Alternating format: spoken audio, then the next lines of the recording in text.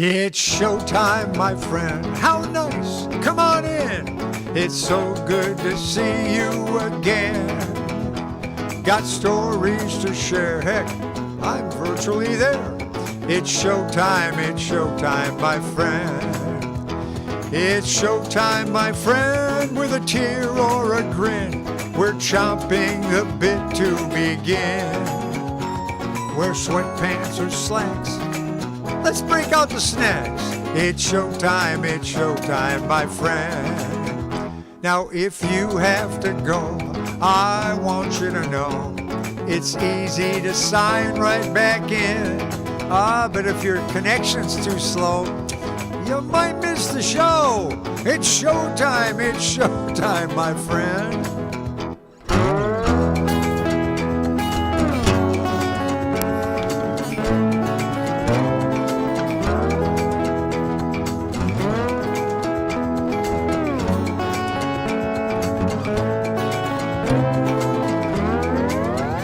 It's time to prepare for our online affair. I do hope you'll stay till the end. I've tuned up my axe. Sit back and relax. It's not matter how your day has been. We'll make you smile, make it all worth your while. It's showtime, it's starting in no time. It's showtime, my friend. Well, all right, everybody. Glad to see that you're here. Let's see who we have. Mom was here first, and then Kim and Mark Wright are there, and then Bud, Brent, and Jeannie, and Dave Teeter. All right, you guys, this is going to be fun stuff. Some of it you may have heard before. I've found some other things that I wanted to show you by Shel Silverstein, and I have so much material now, it's going to be hard to show it all to you. So I'm just going to start right out, not waste a lot of time chatting about it. Just saying Shel Silverstein was a genius. He was a comic genius, a songwriting genius. I mean, the guy, he was a cartoonist, too. He wrote children's books, wrote the cartoons for the children's books.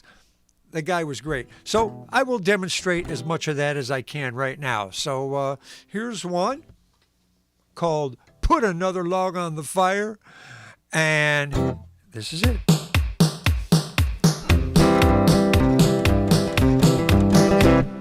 Put another log on the fire. Cook me up some bacon and some beans. Go out to the car and change the tire. Wash my socks and sew my old blue jeans. You can fill my pipe and then go fetch my slippers. And boil me up another pot of tea. Then put another log on the fire, honey, and come and tell me why you're leaving me. Now, don't I let you wash the car on Sunday? Don't I warn you when you're getting fat? Ain't I gonna take your fishing with me someday? Well, a man can't love a woman more than that. And ain't I always nice to your kid sister?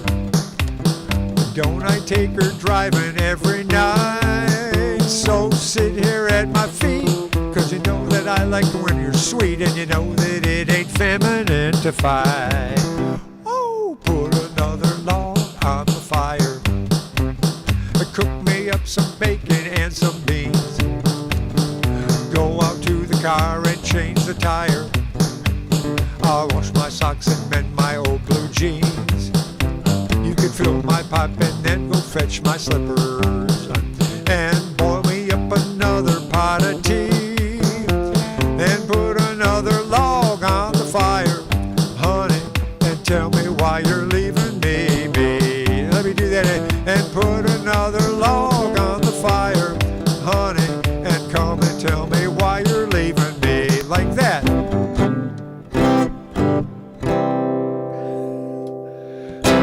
Just like it. Now, many of the things that he wrote were about the relationships between men and women, but that's not all. This next one is, though, also, and you'll see. But I have some other ones that I found, and I thought, oh, you guys are going to like this. So I'll try this one, and we'll see how it goes over anyway. It was our 25th anniversary. I was watching the Super Bowl on TV when suddenly she started cursing me. Hell, I almost dropped my remote control. She said, "That's it," and grabbed her hat and headed out into the snow. And that was almost 2 long years ago. Now I see her shuffling down the street, combat boots on her dainty feet, pushing her belongings in a cart from the A&P. I see her bumming cigarettes on the sidewalk where she sits. Why, she'd rather be homeless than here at home with me. Well, she'd rather be sleeping in some doorway than lolling in the lap of a luxury. When the cold wind starts to blow, well, it hurts me so to know that she'd rather be homeless than here at home with me. She said all my friends were dumb, and she called me yuppie scum. She said she don't give a damn about my BMW or AT&T. She said to take these credit cards of mine and stick them where the sun don't shine. She'd rather be homeless than here at home with me. Well, I see her sitting on her full-length mink. As I walk by, she winks, says, "Spare some change for a lady who's finally free. She don't want my bonds and stocks, living in her cardboard box. Well, she'd rather be homeless than here at home with me. Well, she'd rather eat soup down at the shelter than at the country club sipping fine Chablis. As I throw her a dime, Lord, it breaks this heart of mine to know she'd rather be homeless than here at home with me. Yes, she'd rather be homeless than here at home with me. Well, it looks like this one was also co-written by Shel Silverstein and Ann Daly. I don't know Ann Daly, but I kind of want to look it up. I think it might be kind of interesting, huh? All right. Well, let's see what else we have here. Yes. Okay, so that gives you an idea of his those kind of relationship things. This one isn't. Oh, this one messed up the screen for me here. I'll see if I can switch back to this, and we'll see if, yeah, might light up the face a little bit different. So this one is becoming more and more scary to me. It's called Still Gonna Die. And if I think I'm a little nervous about it, what do you think my mom feels? Mom, who's on listening tonight, she was the first one who logged on, over 100 years old now. And, you just kind of wonder what's happening out there. So let's see if I can get this the right beat on this. I don't think I'm going to be able to do that part. So you're taking better care of your body, becoming more aware of your body, responding to your body's needs and everything you hear and read about diets and nutrition and sleeping position, and detoxifying your system and buying machines that they advertise to help you exercise, liquids to neutralize acids and pesticides, free weights to maximize your strength and muscle size, shots that will immunize, pills to re-energize you. But remember, for all your pain and gain, eventually the story ends the same. Well, you can quit smoking, but but you're still gonna die. Quit toking and coking, but you're still gonna die. Eliminate everything fatter and fried, but you get real healthy, but you're still gonna die. You quit booze and coos, you're still gonna die. You wear Birkenstock shoes, you're still gonna die. You can cut out coffee and never get high, but you're still gonna die. You're still gonna die. You're still gonna die. You can even give aerobics one more try, but when the music stops playing, you're still gonna die. You can stop getting tan, but you're still gonna die. Eat lots of oat bran, but you're still gonna die. You can search for UFOs right up in the sky, and they might fly you to Mars, where you're still gonna die. You can wear seatbelts in your car, but you're still gonna die. Cut out nicotine tar, you're still gonna die. You can't exercise the cellulite right off of your thighs, get slimmer and trimmer, but you're still gonna die. Well, you're still gonna die. You're still gonna die. All the Reeboks and Nikes and Adidas you buy, you can jog right up to heaven, you're still gonna die. Well, you can drink ginseng tonics, but you're still gonna die. You can try high colonics, but you're still gonna die. You can have yourself frozen and suspended in time, but when they thaw you all out, well, you're still gonna die. You can have safe sex, but you're still gonna die. You can switch to Crest, but you're still gonna die. You can get rid of stress, get a lot more rest, get an AIDS test, enroll in Est, move way out west where it's sunny and dry, and you'll live to be 100 and more, but you're still gonna die. Oh, you're still gonna die. You're still gonna die. So you'd better have some fun before you say bye-bye, 'cause you're still gonna die.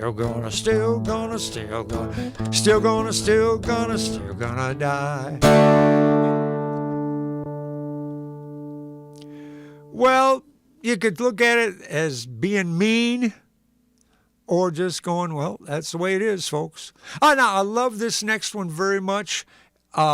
This is called The Man Who Got No Sign. I've done it here before. Now, I'm going to bring a couple other ones to you, about 4 or 5 other ones that we did not do before. But I just think this one is so clever. Oh, my gosh. And again, it's a little bit about men and women, but it's more clever than that. And when he sings, his voice is so gravelly. He goes, there was a Gemini Jim and Scorpio Sal. Now, I can't do that like all through the whole thing, so I'll just move it and do it with my voice. There's a little adult material here, but not too bad. Okay. There was Gemini Jim and Scorpio Sal. They was living by the Golden Gate, freezing their nose and wearing leather clothes and dealing every way but straight. They had a Leo dog and a Capricorn cat, and everything was going fine, till into their life on a starless night came the man who got no sign. Look out, mama, he's heading this way, one eye yeller and the other one gray, looking for a soul, but he won't get mine. He's the man who got no sign. Well, he blew right in, sat right down, and rolled himself a righteous smoke. He lit his roach with a lightning bolt and took a toke and spoke. Said he was born in an astrological warp when the moon refused to shine on the cusp of nowhere and nevermore. He's the man who got no sign. Then he told the story of his endless search to find his missing part. And Sal, she sits and smiles at him and tries to do his chart. Till Pisces Ben, who was Jim's best friend, said, "Man, you must be blind. Your chick is lost 'cause her star is crossed with a man who's got no sign." Then late that night, 2 shots rang out from Jim's old 32. He caught the stranger and Scorpio Sal doing what they shouldn't do. When he got to the shed, there was Jim by the bed where Scorpio Sal lay dying, but a blood-red stain is all that remained of the man who got no sign. The arrest was made by Sheriff Slade, an Aquarius through and through, and the jailer was a Sagittarius. She beat Jim black and blue. Then they dragged him up the courthouse steps. They said, "Jim, how do you plead?" He said, "Man, the moon's in Virgo, so the blame don't fall on me."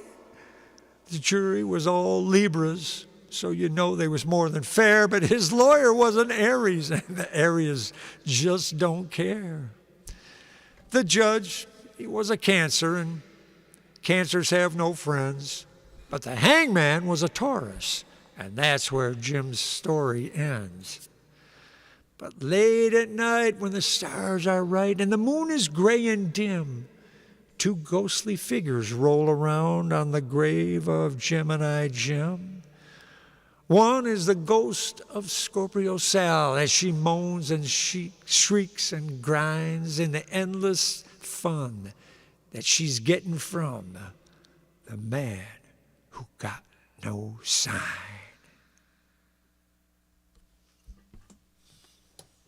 Woo! I mean, that is every little combination of the... it's very clever, very clever. This guy's, he's got it. All right, I'm going to try one here, and then I'm going to jump ahead to some that you have not heard. This one is a real fun one, recorded by Bobby Bear, and it's called, the number song, I guess. I call it 10. All right, let's see what I can come up with here.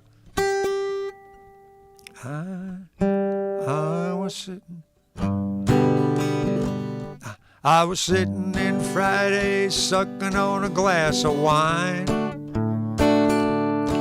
when in walked a chick who almost struck me blind. She had wet blue eyes and her legs were long and fine. On a scale of 1 to 10, I'd give her a 9. Now on my scale there ain't no 10s, you know.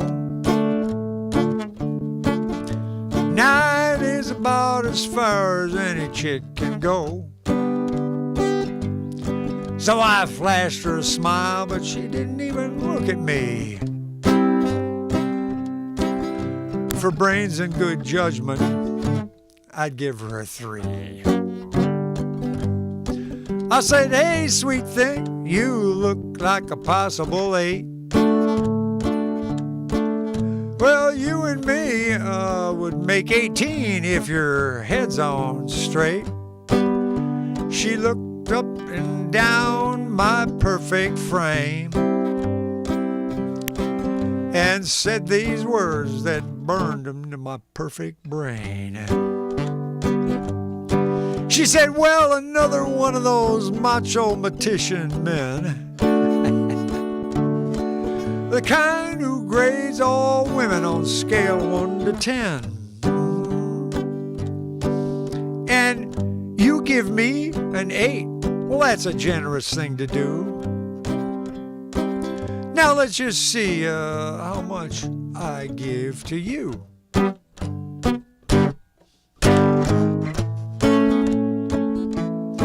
She said, "You coming on to me with that phony numbers jive. Oh, your style makes me smile." I give it a 5. And when you walked up, I noticed that suit of yours. It's last year's double knit frayed cuffs. I give it a 4. Well, that must be your car parked out on the curb. At 69 homemade convertible, a 3 1/3. Now, as for your build, I guess you're less than 5, except for your pot belly. Oh, I'd give it a 10 for size. Well, that wine you're drinking might be fine for you, but I'm used to fine champagne. I'll give you wine or two. Well, it's hard to tell that flashing smile of yours. I'd give it a 6. You could use some dental work. But that one, oh, we already did that one, didn't we? Yes. Well, if you're sitting rooster act, it makes me laugh. It may be a 10 to those country hens, but to me it's a 3.5. And there really ain't much to add once the subtracting's done. Since there ain't no zeros, I give you a 1. Well, she walked out while up and down the line. The whole bar was laughing and said, John, what happened to your 9? 9, I said. Hell, as soon as she started to talk, I knew. She didn't have no class. Why, I barely gave her a 2. Yeah, no matter how good they look at first, there's flaws in all of them. That's why on a scale of 10 to 1, friend, there ain't no 10.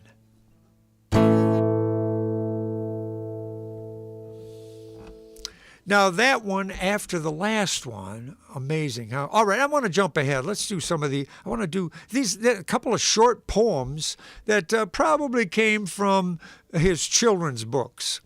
This one is called Masks. Listen to, there are only 4 lines to this, and it gets right to it. Listen to this. She had blue skin, and so did he. He kept it hid, and so did she. They searched for blue their whole life through, then passed right by and never knew. That's why you should be who you are. Then you have a chance of finding somebody who understands. Because if you're always putting on, well, maybe I don't need to explain it, but took me a minute or two. Here's another cute one, a little bit longer. This is from one of the children's books called Where the Sidewalk Ends. That's the book. This one is called 1 Inch Tall. Let's check this out. If you were only 1 inch tall, I'm going to put a reverb on, you'd ride a worm to school. The teardrop of a crying ant would be a swimming pool. A crumb of cake would be a feast and last you 7 days at least. A flea would be a frightening beast if you were 1 inch tall. If you were only 1 inch tall, you'd walk beneath the door, and it would take about a month to get down to the store. A bit of fluff would be your bed. You'd swing upon a spider's thread and wear a thimble on your head if you were 1 inch tall. You'd surf across the kitchen sink upon a stick of gum. You couldn't hug your mama. You just have to hug her thumb. You'd run from people's feet in fright. To move a pen would take all night. This poem took 14 years to write, 'cause I'm just 1 inch tall. Oh, man, pretty clever. I mean, isn't that you give that song the 10 of 10, huh? Yeah. All right, let's see what else. Now, another one here. Oh, this is a quick one, too. 4 lines. I made a snowball as perfect as can be. I thought I'd keep it as a pet and let it sleep with me. I made it some pajamas and a pillow for its head. Then last night it ran away, but first it wet my bed. Oh, my gosh. Here's another cute one called Hug a War. I will not play tug a war. I'd rather play hug a war, where everyone hugs instead of tugs, where everyone giggles and rolls on the rug, where everyone kisses and everyone grins and everyone cuddles and everyone wins. A little bit of a lesson there, huh? Maybe I chose it for that reason. Well, having played so many of his songs and looked at so many of his songs and heard so many of his songs and ruminated on his style, I wrote songs that I tried to make fit in with that. Now, here's one that I did for you folks back in November, and I want to do it for you now. This is one that, again, this is me kind of listening to him, and I say I did it in November. It looks to me like I might have done it more recently. That's today. Okay, well, we'll try it anyway.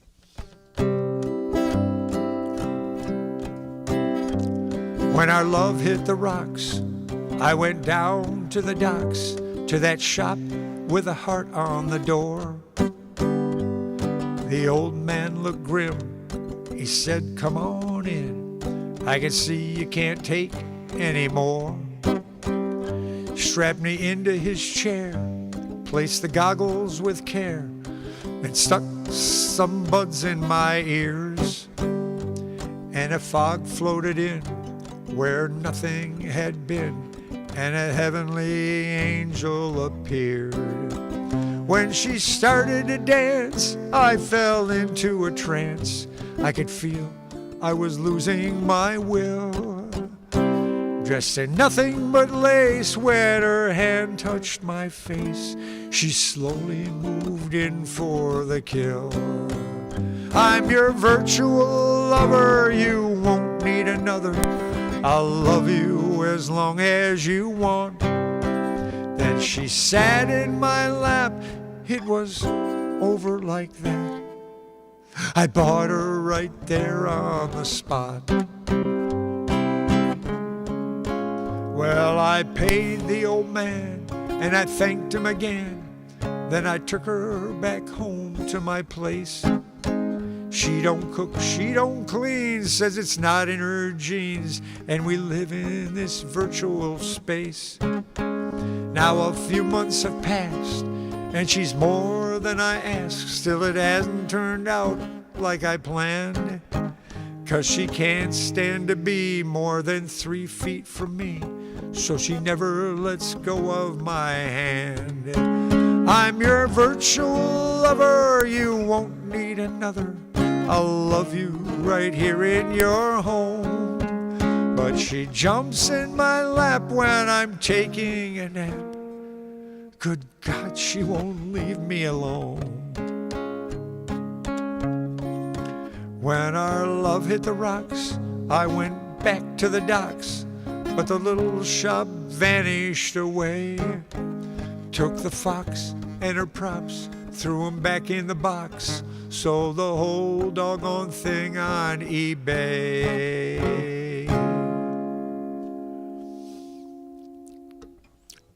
That's my attempt to do something like him. Now let me show you one of his even more brilliant works of art here.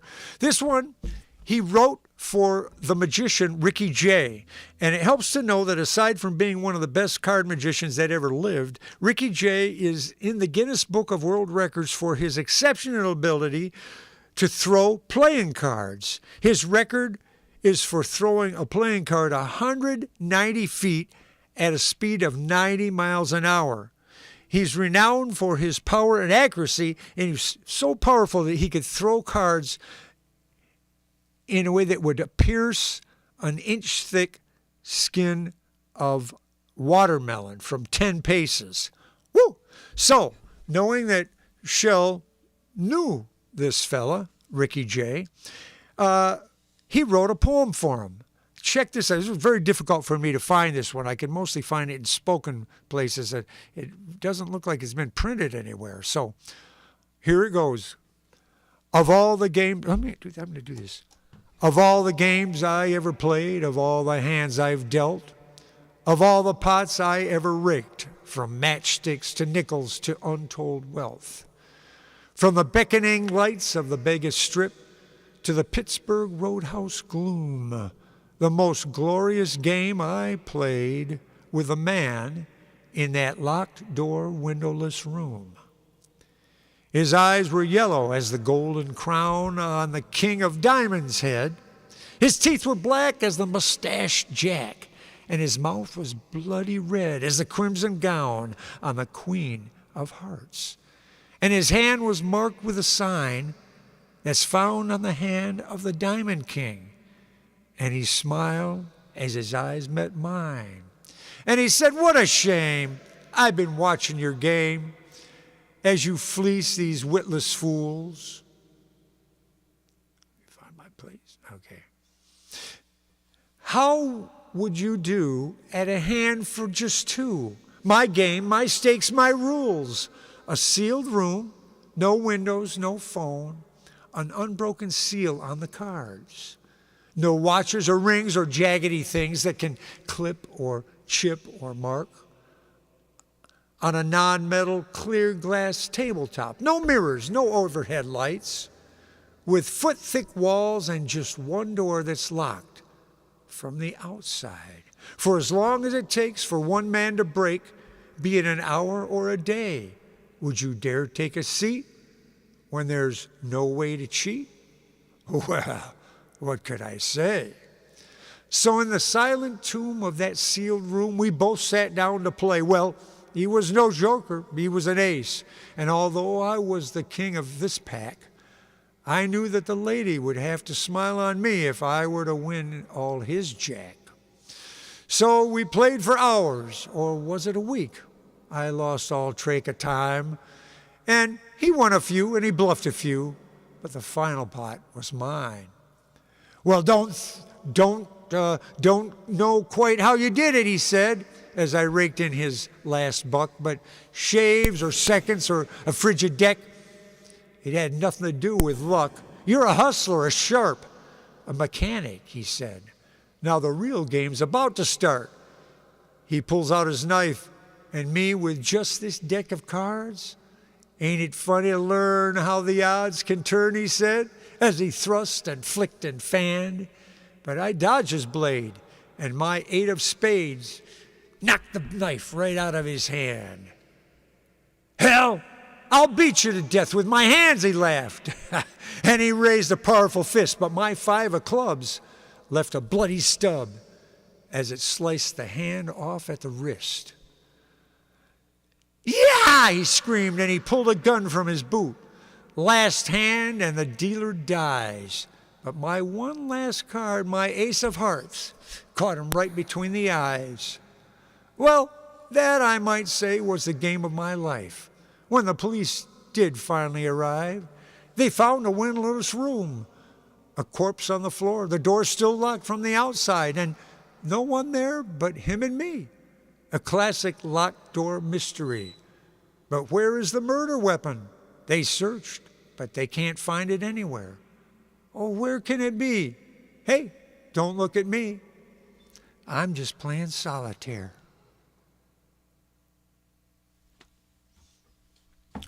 Well, I don't know how the guy could have got away with that. I'm sure they would have seen the card right between his eyes. I mean, come on.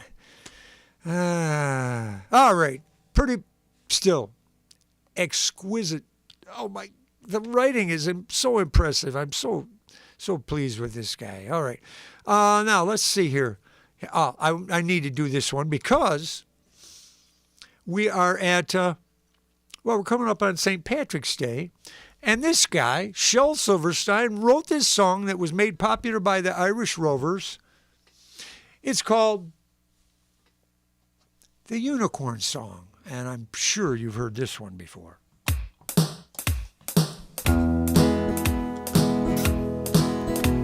A long time ago, when the earth was being born, there were more kinds of animals than you've ever seen. They run around free. Oh, let me start off. I got to get the words right. All right. 2, 3. A long time ago, when the earth was green, there were more kinds of animals than you've ever seen. They'd run around free while the earth was being born, but the loveliest of them all was the unicorn. There were green alligators and long-necked geese, some humpty-back camels and some chimpanzees, some cats and rats and elephants, but sure as you're born, the loveliest of them all was the unicorn. Now the Lord's seen some sinning, and it caused him some pain. And he said, "Stand back, I'm gonna make it rain." He said, "Hey, Brother Noah, I'll tell you what to do. You build me a floating zoo and take 2 of them green alligators and long-necked geese, 2 humpty-backed camels and 2 chimpanzees, 2 cats and rats, 2 elephants, as sure as you're born. Noah, don't forget my unicorn. Now Noah was there, and he answered the call, and he finished up the ark as the rain started to fall. And he marched in the animals 2 by 2, and he sang out as they came through. Hey Lord, I got 2 of your green alligators and long-necked geese, 2 humpty-backed camels and 2 chimpanzees, 2 cats, 2 rats, 2 elephants, but sure as you're born, Lord, I don't see no unicorn. Well, now Noah looked up through the driving rain, but the unicorns were hiding and playing silly games. They were kicking and a-splashing while the rain was pouring. Oh, them silly unicorns. There were green alligators and long-necked geese, humpty-backed camels, chimpanzees, 2 rats, 2 cats, 2 elephants, 2 sure as you're born. Couldn't find no unicorn. Well, the ark started moving, and it drifted with the tide. And the unicorns looked up from the rocks, and they cried. And the rain came down and slowly floated them away. And that's why you'll never see a unicorn to this very day.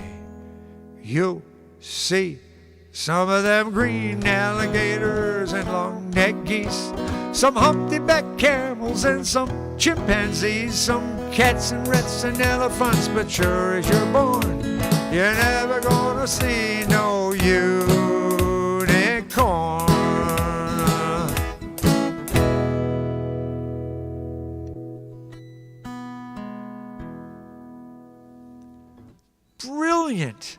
Brilliant song. I mean, come on. This guy is just flowing with brilliance. Just amazing. Well, let's see here. That's one of his cool songs. I have one called, The Giving Tree. Now, this is a poem also. Oh, thank you very much. Thank you. Yeah. This is called The Giving Tree. And again, one of those touching. You know, he was such a comedian. He also wrote some pretty raunchy things. And then he wrote these things that are so tender and perfect for children. So here it is. Once there was a giving tree who loved a little boy. And every day the boy would come to play, swinging from the branches, sleeping in the shade, laughing all the summer's hours away. And so they love. Oh, the tree was happy. Oh, the tree was glad. But soon the boy grew older, and one day he came and said, "Can you give me some money, tree, to buy something I've found?" "Well, I have no money," said the tree, "but just apples, twigs, and leaves. But you can take my apples, boy, and sell them in the town." And so he did, and oh, the tree was happy. Oh, the tree was glad. But soon again the boy came back, and he said to the tree, "I'm now a man, and I must have a house that's all my own." "I can't give you a house," the tree said. The forest is my house, but you may cut my branches off and build yourself a home." And so he did, and oh, the tree was happy. Oh, the tree was glad. And time went by, and the boy came back with sadness in his eyes. "My life has turned so cold," he says, "and I need sunny days." "Well, I've nothing but my trunk," the tree says, "but you can cut it down and build yourself a boat and sail away." And so he did, and oh, the tree was happy. What was left of it? Oh, the tree was glad. And after years, the boy came back. Both of them were old. "I really cannot help you if you ask for another gift. I've nothing but an old stump now. I'm sorry, but I've nothing more to give." "Oh, I don't need very much now, just a quiet place to rest," the boy whispered with a weary smile. "Well," said the tree, "an old stump is still good for that. Come, boy," he said, "sit down. Sit down and rest a while." And so he did, and oh, the tree was happy. Oh, the tree was glad. Whew. All right, now, here's another brilliant one. Man, just brilliant. It's called The Winner. And I might have a beat for this one. Nope, I'll just do it like this.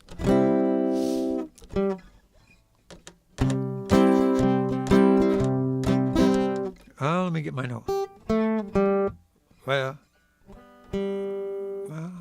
Okay, yep. Well, a hunk of a man with a beer in his hand. He looked like a drunk old fool. And I knew if I hit him right well, I could knock him off of that stool. But everybody said, watch out. Hey, that's Tiger Man McCoo. He's had a whole lot of fights and he's always come out the winner. Yeah, he's a winner. But I'd had myself about 5 too many and I walked up tall and proud. I faced his back and I faced the fact that he never stooped or bowed. I said, Tiger Man, you're a pussycat, and a hush fell on the crowd. I said, let's you and me go outside and see who's the winner. Well, he gripped the bar with one big hairy hand and he braced against the wall.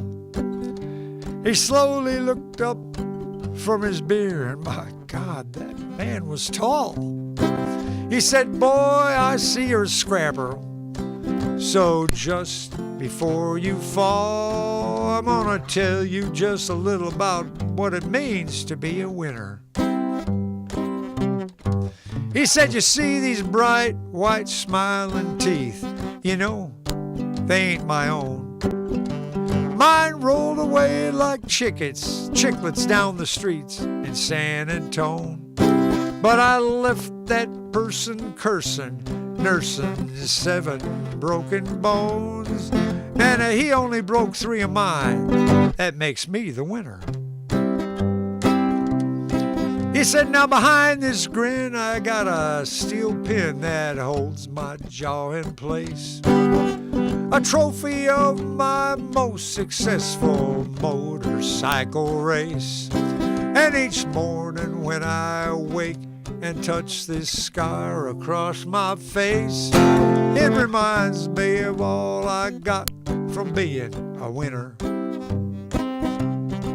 Now this broken back was a dying act of a handsome Harry Clay. That sticky Cincinnati night when I stole his wife away. But that woman, she gets uglier, she gets meaner every day. But I got her, boy, that makes me the winner.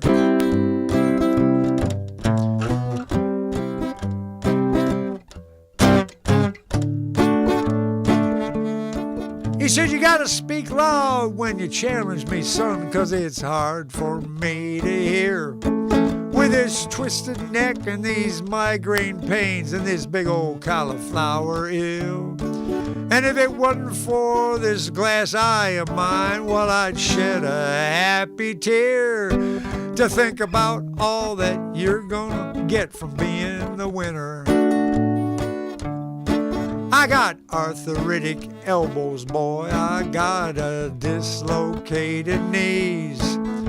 From picking fights with thunderstorms and charging into trees. And my nose been broke so often, I might lose it if I sneeze. And son, you say you still wanna be a winner? Now you remind me a lot of my younger days, with those knees, with the knuckles clenching wide. But boy, I'm gonna sit right here and sip this beer all night. And if there's something you gotta gain or prove by winning some silly fight, well, okay, I quit, I lose, you're the winner. Well, up and I stumbled from the barroom, not so tall and not so proud. And behind me I still hear the hoots, the laughter of the crowd. But my eyes still see it, my old nose still works, and my teeth still in my mouth. And you know, I guess that makes me the winner.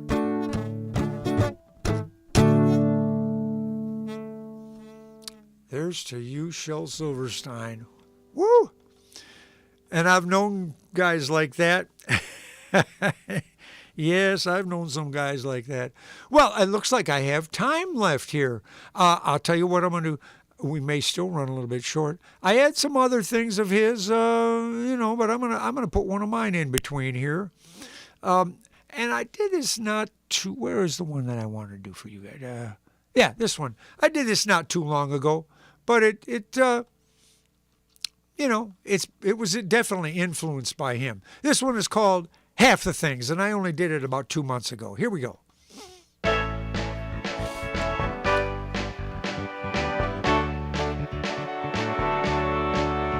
Well, people say I'm bad, but what do they know? They don't walk in my shoes, they don't go where I go. Yeah, I've done me some sinning, but 'tweren't never no crime. Heck, I never hurt nobody, so I just want to have a good time. But people spread them rumors all like gossip on the tongue. Why, I ain't done half the things they say I done. Half the things, half the things, half the things they say I done. I ain't done half the things. Half the things, half the things they say I done. Well, folks say I'm no good, but I got a good side. Just roll me over, honey, ain't got nothing to hide. Why, I dared me the devil, but I kissed an angel too. And for all the things I done, got a lot more doing to do. People like to talk, oh, the tales they have spun. I ain't done half the things they say I've done. Ain't done half the things, half the things, half the things they say I done. I ain't done half the things, half the things, half the things they say I done. Well, some folks say I'm stupid, but stupid as stupid does. What's in this box of chocolates got the whole damn town abuzz. And with about all the girls that they say I loved before, well, that don't kiss and tell, leastwise not anymore. 'Cause the last time I was telling, Sweet Sue done knocked me cold. Yeah, I really done that one, but not the other ones they done told. They ain't done half the things. Half the things. Half the things they say I done. I ain't done half the things. Half the things. Half the things they say I done. Now what they say I done does give me satisfaction, 'cause all them half-grown things they say improves my reputation. But a lovin' and a livin' and a life done on the run, someone would have been gunning for my poor old mama's son. That got me to thinking. Might be kind of fun to do the other half of what they say I done. I still got some living in me. I'll make a bucket list. I'll do my new a-doing from the half them fools done missed. I start tomorrow morning with a rising of the sun. And when I'm done a-doing, those gossips will have won. 'Cause I done all the things. All the things. All the things they say I done. I ain't done half the things. All the things. All the things they say I done. Well, I gotta get a knowing now. I really gotta run. It's time to do the rest of them things, the things they say I done. 'Cause I done half the things. Only done half the things. Half the things they say I done. I'm gonna do the other half of the things. Half the things. Half the things they say I done. I'm done. But I'm not done. No, we have a little more to go. All right, let's see if I can find another one that he did. Yeah, here's one you might enjoy. This is kind of a science fiction song.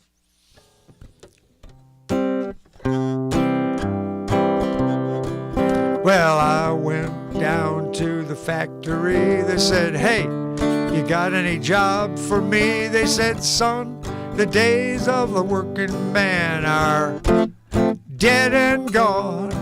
They said the computer now does everything, but there does happen to be one opening for the man who turns the damn thing off and on. Now I'm the man who turns the damn thing off and on. I give it a little twist in the evening like this and a little bitty flick at dawn. Well, I know I should be overjoyed, 'cause I'm the only man in town employed. I'm the man who turns the damn thing off and on.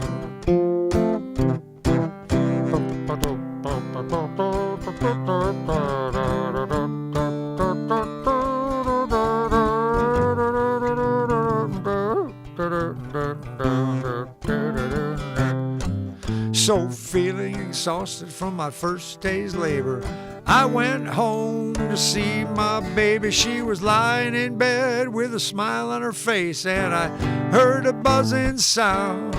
She said, I lost my cord. She said, I don't need no mortal man. This vibrator does the work of 10, but since you're so in love with me, I'll let you stick around and be the man who turns the damn thing off and on. Do, do, do, do, do.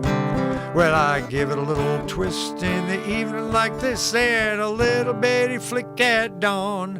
Well, I know I should be gratified. She lets me lie here by her side and be the man who turns the damn thing off and on. One of those chords. I'll be the man who turns the damn thing off and on.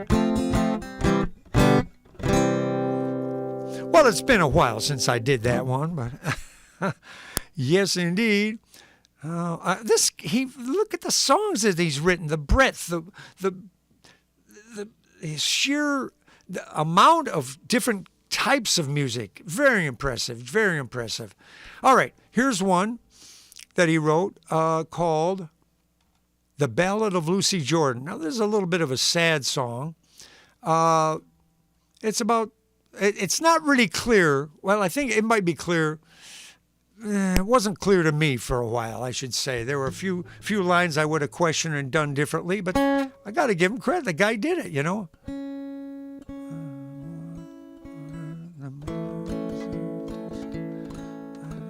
Let's see.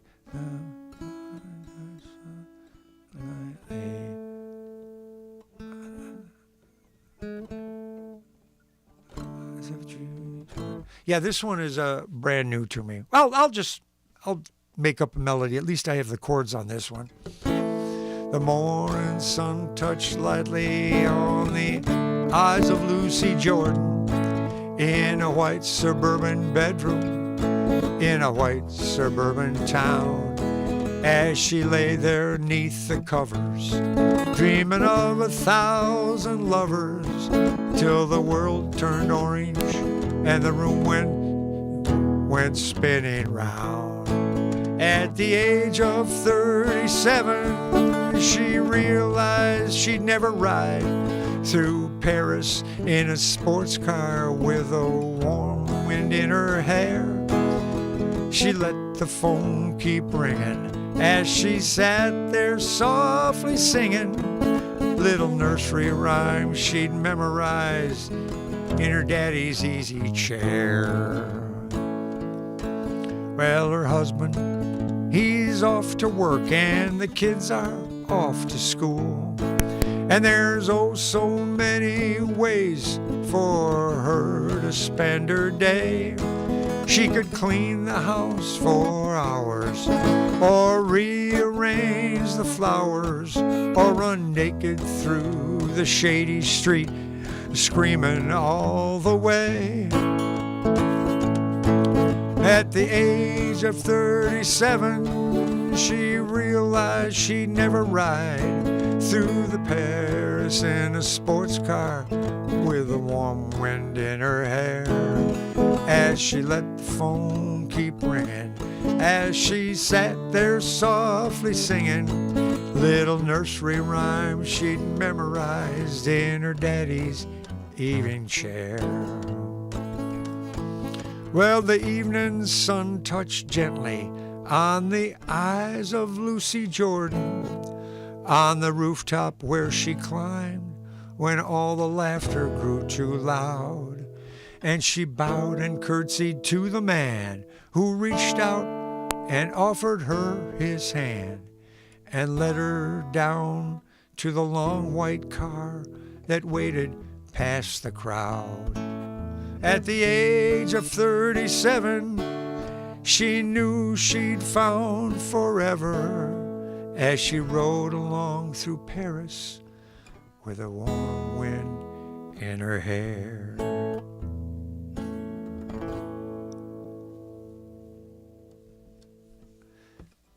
Now, the only thing that I have a problem with in that is that there's a chorus that says, first of all, she's running through the streets naked screaming, and then she's on waiting for the phone to ring. Now she's back in the house. And so that's where maybe a chorus could have been cut out of there or something, maybe. All right, that's enough of that. Let me do one more song. Let's see, let me do this one here. This one I wrote also using the same kind of ideas that I got from Shel Silverstein. It's a story song, and it goes like this. There's a bar by the border, Pablo brings what you order, and I've been gone away for way too long. There's a pretty Chiquita, and she'll be glad to meet you, and her sister will too, but that'd be wrong. And I know that she's waiting, yes, I know she's still waiting, and I know that she's waiting just for me. And I see her face smiling, and I see that she's laughing, and I know that she's waiting just for me. While Chiquita danced for me, her boys hid some killer weed inside my rusty Chevy van. After 4 years in prison, I'm a man on a mission, and she waits for her numero uno man. And I know that she's waiting, 'cause I called and she's waiting, and I know that she's waiting just for me. And I'll bet that she's laughing and her whole gang is laughing, but the last one who's laughing will be me. Now a Glock is a sweet gun, and you don't want to be one of them boys when I kick those swinging doors. And that dark room will light up, and their black hearts will stop, and they'll lay dead on that dirty wooden floor. And I know that she's waiting, 'cause I called and she's waiting, and I know they're all waiting just for me. And I'll bet that she's laughing and her whole gang is laughing, but the last one who's laughing will be me. And I know that she's waiting, 'cause I called and she's waiting, and I know they're all waiting just for me. And I'll bet that she's laughing and her whole gang is laughing, but the last one who's laughing will be me. And I know that she's waiting, 'cause I called and she's waiting, and I know they're all waiting just for me. And I'll bet that she's laughing and her whole gang is laughing, but the last one who's laughing will be me. Pum-ba-dum. Yep, with the storytelling concepts of Shel Silverstein, I wrote that one. Well, I want to do one more for you. I'm just going to put on the TV segment music because our time is really up. Good. Hope to see all of you next week. You know, it really means a lot to me that you guys are here.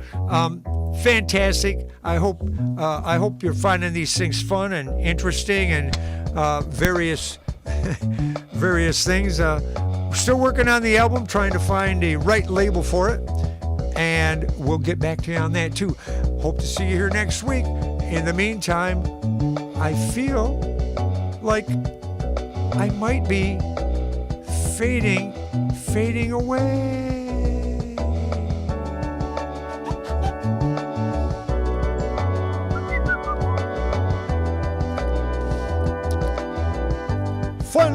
Fun till your daddy takes her T-bird away. Thanks, Dave. Thanks, Kim and Mark. And I don't think I ever said hi to Bill and Kathy. You guys, you logged on and I just ignored you. I knew you were there though.